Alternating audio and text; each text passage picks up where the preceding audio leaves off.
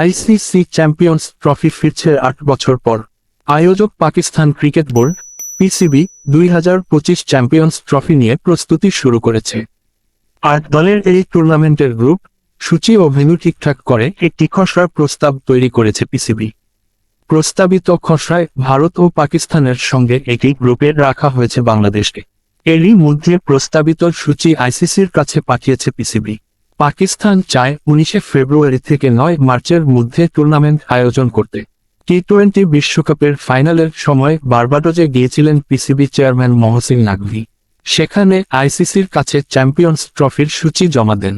ICC বোর্ডের এক সদস্য জানান, ভারতের সব ম্যাচ একটি ভেন্যুতে, লাহোরের গাদ্দাফি স্টেডিয়াম আয়োজনের পরিকল্পনা পিসিবির।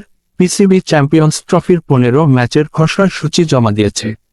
লাহোরে ৭টি, করাচিতে ৩টি এবং রাওয়ালপিন্ডিতে ৫টি ম্যাচ হবে।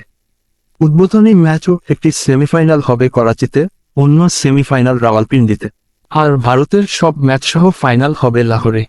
ভারত যদি সেমিফাইনালে ওঠে তাহলে সেই ম্যাচও হবে লাহোরে। পিসিবির প্রস্তাবিত সূচিতে এ গ্রুপে রাখা হয়েছে পাকিস্তান, বাংলাদেশ, ভারত ও নিউজিল্যান্ডকে। বি গ্রুপে রাখা হয়েছে অস্ট্রেলিয়া, ইংল্যান্ড, দক্ষিণ আফ্রিকা ও আফগানিস্তানকে। লাহোরে পাকিস্তান ভারত ম্যাচ রাখা হয়েছে ১ মার্চ। খসড়ার সূচি অংশগ্রহণকারী দেশগুলোর কাছেও উত্থাপন করার কথা রয়েছে। সম্প্রতি আইসিসির head of events Chris Tetley ইসলামাবাদে গিয়ে পিসিবির উচ্চপদস্থ কর্মকর্তাদের সঙ্গে বৈঠক করেছেন। সেখানে ভেন্যু পরিদর্শনের পাশাপাশি আইসিসি নিরাপত্তা দলের বিভিন্ন বিষয় নিয়ে কথা হয়েছে। পাকিস্তানের আয়োজন করা সর্বশেষ বড় টুর্নামেন্ট ছিল ২০২৩ এশিয়া কাপ। তবে ভারত সেখানে যেতে রাজি না হওয়ায় শেষ পর্যন্ত বেশিরভাগ ম্যাচ হয় শ্রীলঙ্কায়। এবার আইসিসি চ্যাম্পিয়ন্স ট্রফির ক্ষেত্রে ভারতের অবস্থান কি হবে তা আপাতত স্পষ্ট নয়।